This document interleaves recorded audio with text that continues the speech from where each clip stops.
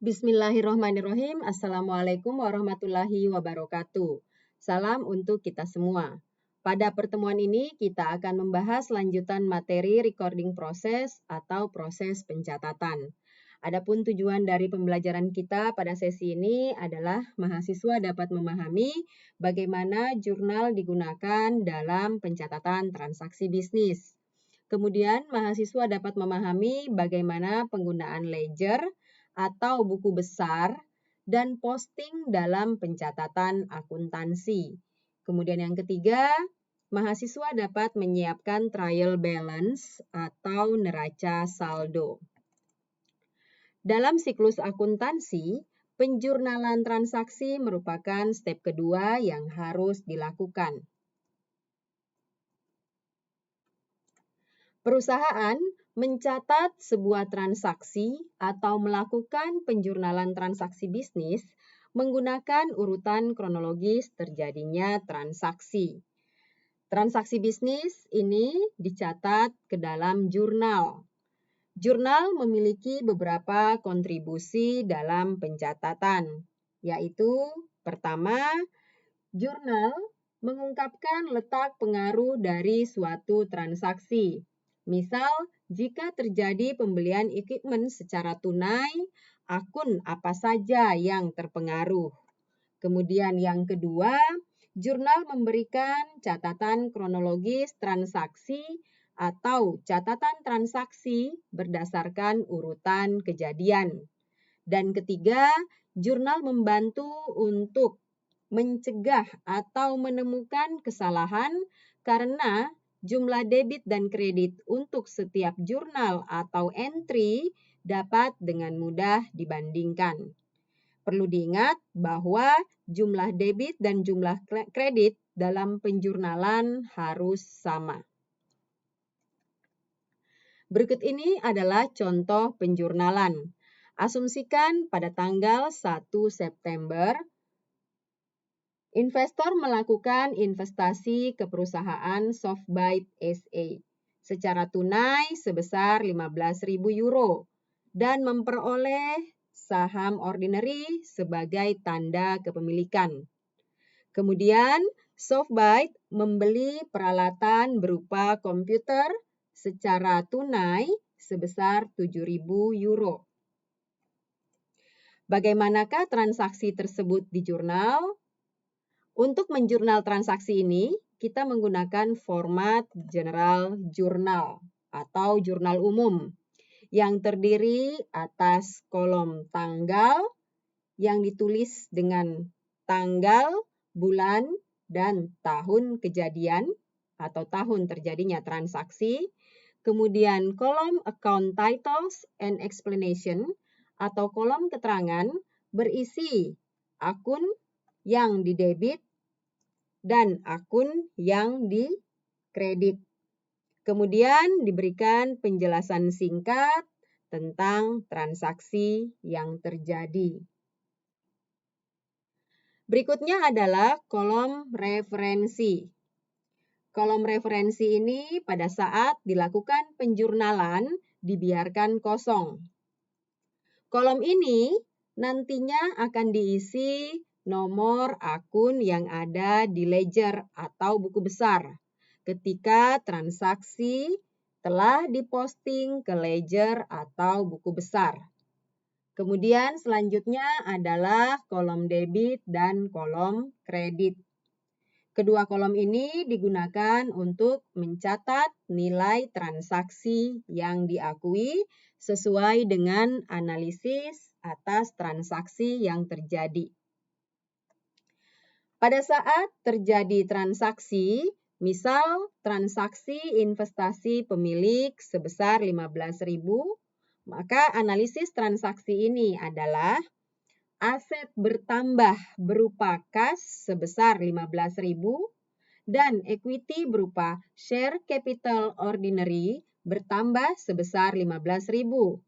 Maka jurnalnya adalah pada tanggal 1 September 2020, cash didebit sebesar 15.000 dan share capital ordinary dikredit sebesar 15.000. Kemudian ditambahkan keterangan yaitu menerbitkan saham secara tunai. Kemudian, transaksi pembelian equipment berupa komputer sebesar 7.000 yang dilakukan secara tunai, maka analisis transaksi tersebut adalah aset bertambah berupa equipment sebesar 7.000 dan aset berupa kas berkurang sebesar 7.000. Maka jurnalnya adalah tanggal 1 September 2020, equipment didebit sebesar 7.000 dan cash dikredit sebesar 7.000. Keterangan tambahannya adalah pembelian equipment secara tunai. Dalam kolom account titles and explanation, akun yang dikredit ditulis sedikit menjorok ke kanan untuk membedakan antara akun yang debit dan akun yang kredit. Dalam penjurnalan, yang dicatat terlebih dahulu adalah sisi debit, baru kemudian sisi kredit.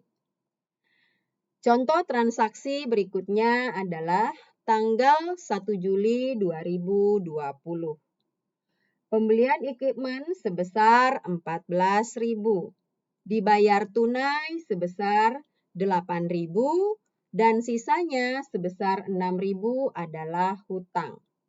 Analisis transaksi ini adalah aset berupa equipment bertambah sebesar 14.000, kemudian aset berupa kas berkurang sebesar 8.000, dan liabilitas berupa account payable bertambah sebesar 6.000.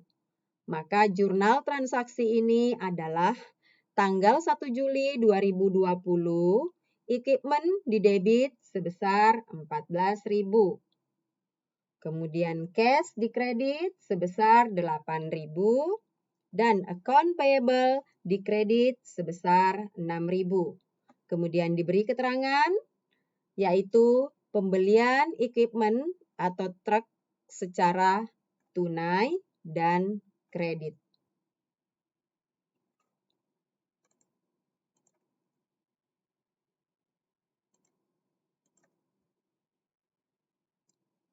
Selanjutnya kita akan membahas tentang ledger atau buku besar dan posting dari jurnal ke ledger. Ledger digunakan untuk posting transaksi dari general journal. Ledger merupakan keseluruhan akun yang dimiliki oleh perusahaan. Setiap akun memiliki ledger yang akan memberikan informasi saldo awal akun dan perubahannya sehingga menghasilkan saldo akhir akun tersebut. Perusahaan biasanya dapat menggunakan berbagai macam ledger, tapi yang biasanya digunakan perusahaan adalah general ledger. Proses posting dari jurnal ke buku besar atau ledger ini merupakan step yang ketiga yang dilakukan dalam siklus akuntansi. Komponen aset, liabilitas, dan ekuitas masing-masing memiliki general ledger atau buku besar untuk setiap akun yang tergabung dalam komponen aset, komponen liabilitas, dan komponen ekuitas. Misal, komponen aset memiliki ledger untuk akun cash, supplies, land, equipment, building, account receivable, prepaid rent, dan lain-lain. Untuk komponen liabilitas, memiliki ledger untuk akun, account payable, notes payable, salaries and wage payable, interest payable, dan kewajiban lainnya atau liabilitas lainnya. Sedangkan komponen ekuitas memiliki ledger untuk akun share capital ordinary, retained earnings, dividend, service revenue, salaries and wage expense, utility expense, rent expense, dan lain-lain.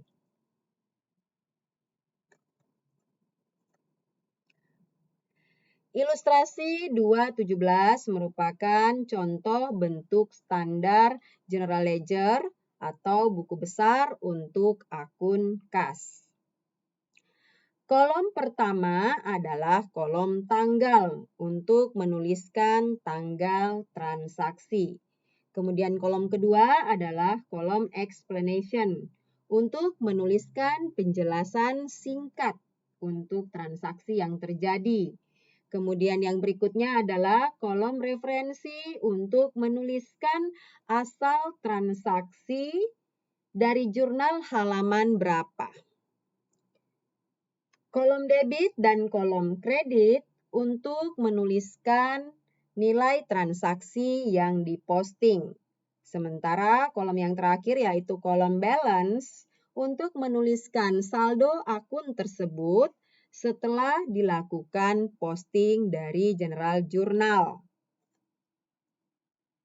Misal di sini adalah akun kas yang diposting ke General Ledger Kas yang terdiri atas transaksi debit dan kredit sehingga menghasilkan saldo akhir kas sebesar 9.450.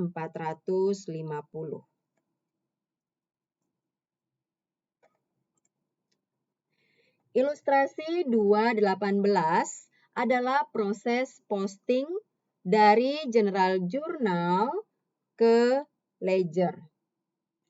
Pertama, transaksi setelah dianalisis, kemudian di jurnal ke General Journal. Misal untuk transaksi investasi pemilik sebesar 15.000 tunai, di jurnal menjadi cash di debit sebesar 15.000 dan share capital ordinary di kredit sebesar 15.000. Selanjutnya transaksi ini akan kita posting ke dua ledger.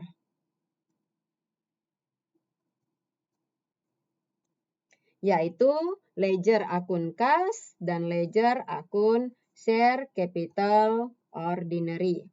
Langkahnya yaitu pertama, posting akun yang didebit terlebih dahulu ke ledgernya yaitu ledger kas berupa tanggal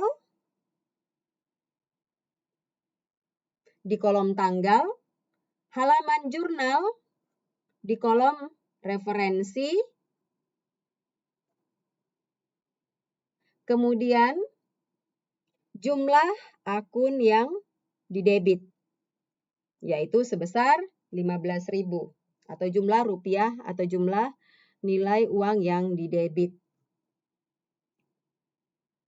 Kedua, tuliskan nomor akun debit. Dalam contoh ini adalah 101 ke dalam kolom referensi pada General Journal. Untuk menunjukkan bahwa jurnal cash sebesar 15.000 di debit telah diposting ke buku besar atau General Ledger Cash dengan nomor akun 101. Ketiga, posting akun yang dikredit ke ledger. Dalam contoh ini adalah akun share capital ordinary diposting ke buku besar atau ledger share capital ordinary. Posting tanggal transaksi, kemudian halaman General Journal, dan jumlah rupiah yang dikredit, yaitu sebesar 15.000. Kemudian selanjutnya tuliskan nomor akun yang dikredit. Dalam contoh ini adalah nomor akun 311 ke dalam kolom referensi pada General Journal untuk menunjukkan bahwa akun share capital ordinary pada General Journal telah diposting ke ledgernya. Semua jurnal harus diposting ke ledgernya masing-masing.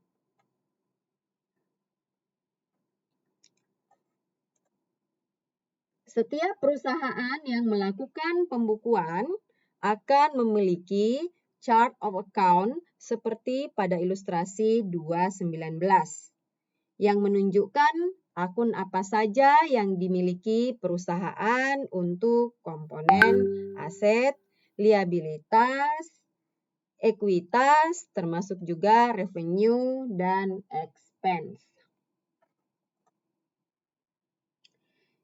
Chart of account berisi nama-nama akun dan nomor akunnya yang menunjukkan lokasinya dalam ledger yang biasanya disajikan sesuai urutan penomoran. Penomoran akun dimulai dari akun-akun yang disajikan di laporan posisi keuangan atau Statement of Financial Position, yaitu aset, liabilitas, dan ekuitas.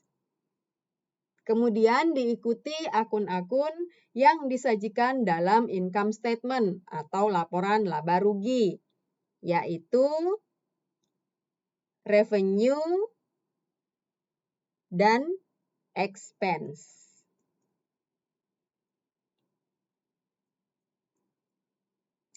Jumlah akun yang dimiliki perusahaan tergantung seberapa detail akun yang diinginkan oleh manajemen perusahaan tersebut. Jadi, bisa berbeda antara perusahaan.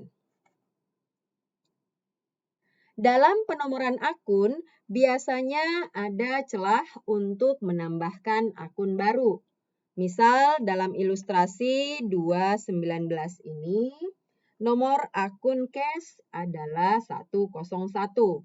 Nomor akun berikutnya, yaitu untuk akun account receivable adalah 112. Dan untuk supplies adalah 126. Setelah nomor 101, tidak langsung ke nomor 102. Karena ditujukan untuk menyediakan tempat atau space apabila ada tambahan akun kas lainnya.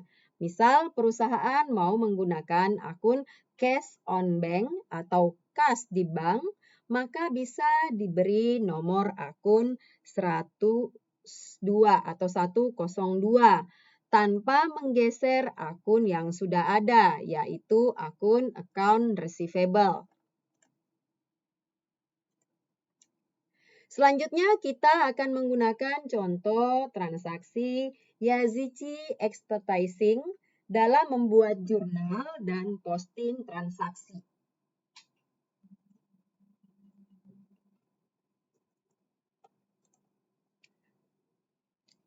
Transaksi 1 Oktober, Yazici berinvestasi secara tunai 10.000 ke perusahaan dan memperoleh share capital ordinary. Basic analisisnya adalah aset berupa kas bertambah 10.000 dan ekuitas berupa share capital ordinary bertambah 10.000. Aset bertambah di sisi debit, maka akun cash debit 10.000. Ekuitas bertambah di sisi kredit. Share capital ordinary menambah ekuitas, sehingga share capital ordinary kredit 10.000. Maka jurnalnya adalah 1 Oktober cash di debit 10.000 dan share capital ordinary di kredit 10.000. Kemudian keterangan transaksi adalah penerbitan saham secara tunai. Kemudian transaksi ini atau jurnal ini kita posting ke ledger sederhana berbentuk T. Di ledger cash diposting debit 10.000, dan di ledger share capital ordinary diposting di sisi kredit 10.000. Jangan lupa menuliskan tanggal transaksi dan mengisi kolom referensi baik di general journal maupun di ledger jika kita menggunakan bentuk ledger standar, bukan bentuk T seperti ini. Kemudian, tanggal 1 Oktober, perusahaan membeli office equipment sebesar 5.000 dengan menerbitkan notes payable atau utang wesel 3 bulan sebesar 5.000 dan bunga 12% per tahun. Basic analisisnya adalah aset berupa equipment bertambah 5.000 dan liabilitas berupa notes payable bertambah 5.000. Aset bertambah di sisi debit, maka equipment debit 5.000. Liabilitas bertambah di sisi kredit, maka notes payable kredit 5.000. Sehingga jurnalnya adalah 1 Oktober equipment di debit 5.000 dan notes payable di kredit 5.000. Keterangan transaksinya adalah penerbitan wesel 3 bulan, bunga 12% untuk pembelian equipment. Kemudian transaksi ini atau jurnal ini kita posting ke ledgernya masing-masing, yaitu equipment sebesar 5.000 di debit, kita posting ke ledgernya di bagian debit. Kemudian notes payable di kredit sebesar 5.000 juga kita posting ke ledger notes payable di bagian kredit sebesar 5.000. Kemudian pada tanggal 2 Oktober, perusahaan menerima pembayaran di muka atau down payment sebesar 1.200 dari NOX untuk pemasangan iklannya sampai bulan Desember. Nah, ini merupakan penerimaan pendapatan jasa. Basic analisisnya adalah aset berupa kas bertambah 1.200 dan liabilitas berupa unearned service revenue bertambah sebesar 1.200. Aset bertambah di sisi debit, maka akun cash debit 1.200. Liabilitas bertambah di sisi kredit, maka akun unearned service revenue kredit 1.200. Sehingga jurnalnya adalah 2 Oktober, cash di debit 1.200 dan unearned service revenue di kredit 1.200. Keterangan transaksi adalah menerima cash dari NOX untuk pemasangan iklan di masa yang akan datang atau pemasangan iklan sampai Desember. Kemudian jurnal ini kita posting ke ledger cash dan ledger unearned service revenue, yaitu cash di debit 1.200, kemudian unearned service revenue di kredit 1.200. Selanjutnya adalah perlu kita perhatikan, unearned service revenue ini merupakan pendapatan diterima di muka.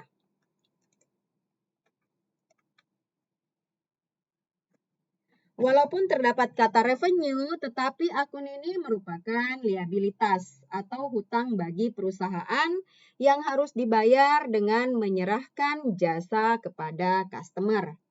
Ketika nanti jasa telah diserahkan, maka akun unearned service revenue tidak lagi menjadi liabilitas karena akan berubah menjadi service revenue atau pendapatan bagi perusahaan. Selanjutnya adalah tanggal 3 Oktober. Perusahaan membayar sewa kantor atau office rent untuk bulan Oktober sebesar 900. Basic analisisnya adalah ekuitas berupa rent expense bertambah 900 dan aset berupa cash berkurang 900. Ketika expense bertambah, maka ekuitas akan berkurang karena expense mengurangi ekuitas. Kita ketahui bersama bahwa ekuitas bertambah di sisi ekuitas bertambah di sisi kredit, sedangkan expense adalah pengurang ekuitas. Berarti ketika expense bertambah, maka akan berada di sisi debit. Sehingga rent expense debit 900. Kemudian aset berkurang di sisi kredit, maka akun cash kredit 900. Sehingga jurnalnya adalah 3 Oktober, rent expense di debit 900 dan cash di kredit 900. Jurnal ini selanjutnya diposting ke ledger cash di bagian kredit sebesar 900 dan ke ledger rent expense di bagian debit sebesar 900. Tanggal 4 Oktober, perusahaan membayar polis asuransi untuk 1 tahun sebesar 600. Basic analisisnya adalah aset berupa prepaid insurance bertambah 600 dan aset berupa cash berkurang 600. Aset bertambah di sisi debit, maka prepaid insurance debit 600 dan aset berkurang di sisi kredit, maka akun cash di kredit 600. Sehingga jurnal atas transaksi ini adalah 4 Oktober, prepaid insurance di debit 600 dan cash di kredit 600. Keterangan transaksi adalah pembayaran polis asuransi selama 1 tahun, efektif mulai 1 Oktober. Kemudian jurnal ini kita posting ke ledger cash di kredit 600 dan ke ledger prepaid insurance di debit 600. Selanjutnya adalah 5 Oktober, perusahaan membeli supplies yang diperkirakan akan digunakan selama 3 bulan secara kredit dari Aero Supply sebesar 2.500. Basic analisisnya adalah aset berupa supplies bertambah 2.500 dan liabilitas berupa account payable bertambah 2.500. Aset bertambah di sisi debit, maka supplies di debit 2.500. Sementara liabilitas bertambah di sisi kredit, maka account payable kredit 2.500. Sehingga jurnal transaksinya adalah 5 Oktober, supplies di debit 2.500 dan account payable di kredit 2.500. Kemudian transaksi ini jurnalnya kita posting ke ledger supplies di debit 2.500 dan ledger account payable di kredit 2.500. Selanjutnya tanggal 9 Oktober perusahaan merekrut 4 karyawan yang akan mulai bekerja tanggal 15 Oktober dan akan menerima gaji mingguan sebesar 500 yang akan dibayarkan setiap 2 minggu sekali. Pembayaran pertama akan dilakukan pada tanggal 26 Oktober. Dalam contoh ini tidak terjadi transaksi bisnis karena baru sebatas perjanjian antara perusahaan dan karyawan yang direkrut dan tidak atau belum mempengaruhi komponen persamaan dasar akuntansi, yaitu aset, liabilitas, dan ekuitas, sehingga tidak perlu di jurnal. Kemudian, Pada tanggal 20 Oktober, perusahaan mengumumkan dan membayar dividen kepada pemegang saham sebesar 500. Basic analisisnya adalah ekuitas berupa dividen bertambah sebesar 500 dan aset berupa cash berkurang sebesar 500. Dividen adalah akun pengurang ekuitas, sehingga ketika dividen bertambah, maka akan berada di posisi debit sebesar 500 dan aset berkurang di sisi kredit, maka akun kas kredit 500. Sehingga jurnalnya adalah 20 Oktober, dividen di debit 500 dan cash di kredit 500. Keterangan transaksinya adalah pengumuman dan pembayaran dividen cash atau dividen tunai. Jurnal ini selanjutnya kita posting ke ledger cash di bagian kredit 500 dan dividen kita posting ke ledgernya di bagian debit sebesar 500. Selanjutnya adalah pada tanggal 26 Oktober, perusahaan membayar gaji karyawan sebesar 4.000. Analisis transaksinya adalah ekuitas berupa salaries and wage expense bertambah 4.000 dan aset berupa cash berkurang 4.000. Salaries and wage expense adalah akun pengurang ekuitas. Sehingga ketika salaries and wage expense bertambah akan berada di sisi debit 4.000. Sementara aset berkurang di sisi kredit, maka akun cash kredit 4.000. Sehingga jurnalnya adalah 26 Oktober, salaries and wage expense di debit 4.000 dan cash di kredit 4.000. Jurnal ini kemudian kita posting ke ledger cash di bagian kredit 4.000 dan kita posting ke salaries and wage expense sebesar 4.000 di debit.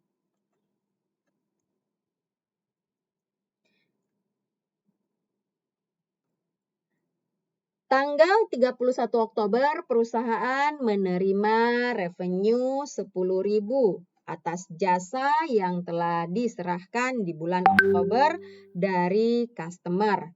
Analisis transaksi ini adalah aset berupa kas bertambah 10.000 dan ekuitas berupa service revenue bertambah 10.000. Aset bertambah di sisi debit, jadi cash debit 10.000. Sementara revenue adalah akun penambah ekuitas. Akun bertambah di sisi kredit, maka akun service revenue kredit 10.000. Sehingga jurnalnya adalah 31 Oktober, cash di debit 10.000 dan service revenue di kredit 10.000. Keterangannya adalah penerimaan pendapatan jasa secara tunai. Selanjutnya, transaksi ini kita posting ke buku besarnya atau ledgernya masing-masing, yaitu cash di debit 10.000 dan ledger service revenue di kredit sebesar 10.000. Ilustrasi 230 ini adalah bentuk general jurnal atau jurnal umum secara keseluruhan setelah semua transaksi di jurnal. Di tengah merupakan nama jurnalnya, kemudian di pojok kanan atas ini adalah halaman jurnal yang nantinya akan dituliskan dalam ledger di kolom referensi ketika jurnal ini telah diposting ke ledger atau buku besarnya masing-masing. Kolom referensi di General Journal diisi dengan nomor akun yang ada di ledger setelah jurnal-jurnal ini diposting ke ledger. Ini adalah tampilan buku besar atau ledger semua akun yang digunakan oleh Yazici setelah semua jurnal transaksi diposting dari General Journal ke ledger. Perlu diperhatikan, kolom keterangan bisa diisi dengan keterangan singkat transaksi. Dan kolom referensi diisi halaman General Journal yang diposting tadi atau asal dari posting yang ada di ledger.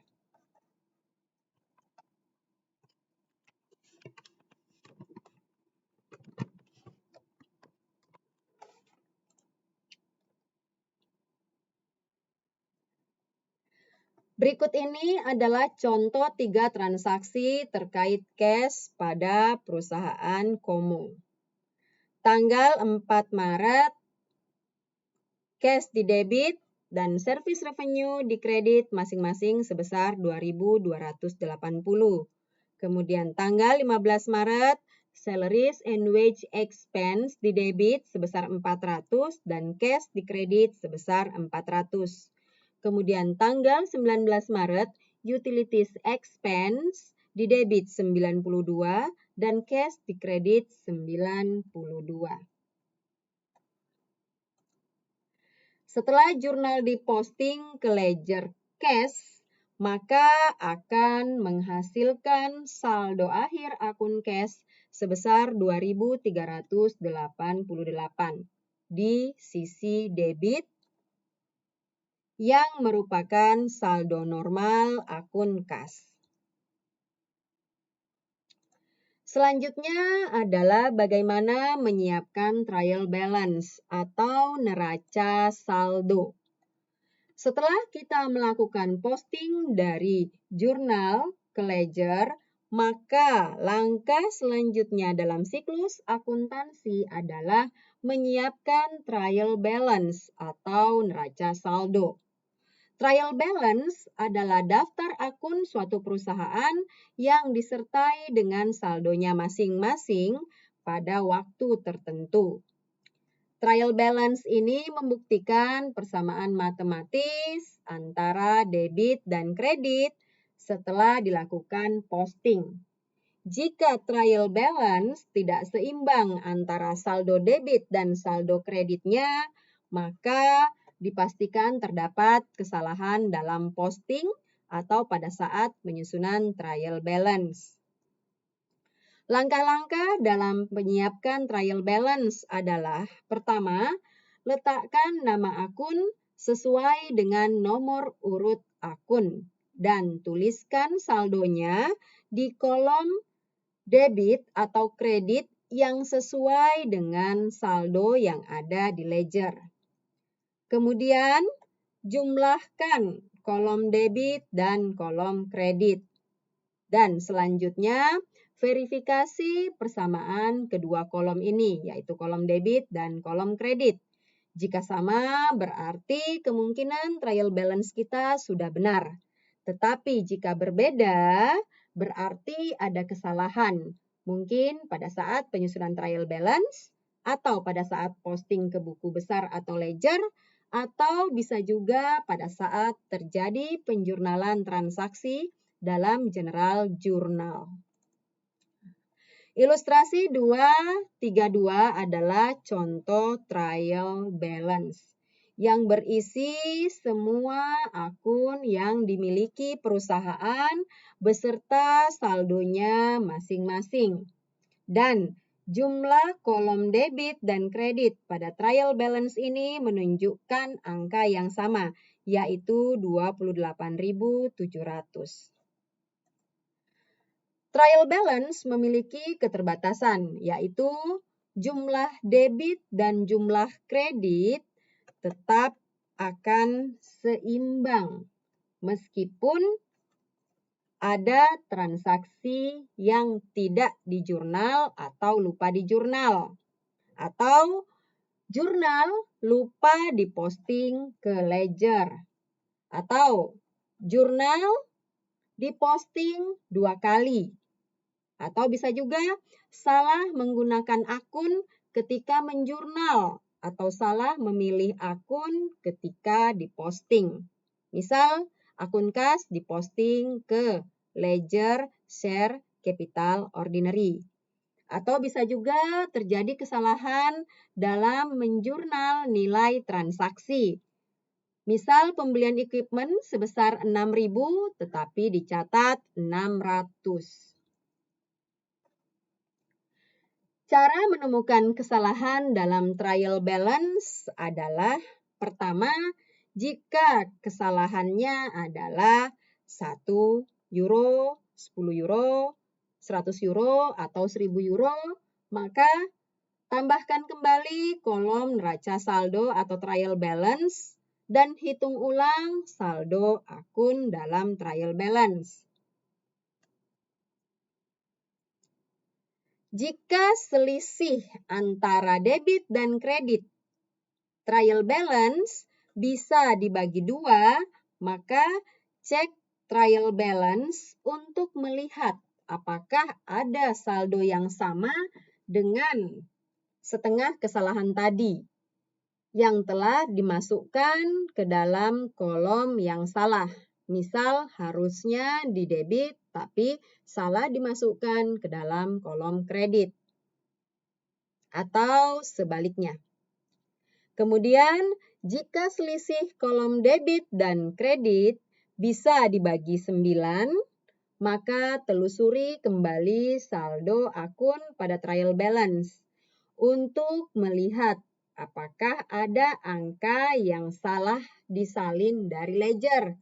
Misalnya, di ledger tertulis 12 euro, tetapi ketika dipindahkan ke trial balance tertulis 21 euro. Kesalahan ini disebut kesalahan transposisi. Kemudian, jika selisih antara debit dan kredit tidak dapat dibagi 2 dan tidak dapat dibagi 9, maka cek ledger untuk melihat apakah terdapat saldo akun sebesar selisih tersebut yang tidak dituliskan dalam trial balance. Dan cek jurnal untuk melihat apakah terdapat angka sebesar selisih tersebut yang belum diposting ke ledger. Kemudian untuk tanda mata uang, misal rupiah, Rp, dolar, tidak muncul di jurnal atau ledger. Biasanya hanya digunakan dalam trial balance dan laporan keuangan. Dan biasanya ditampilkan hanya untuk item yang pertama. Dan pada bagian total di bawah ini.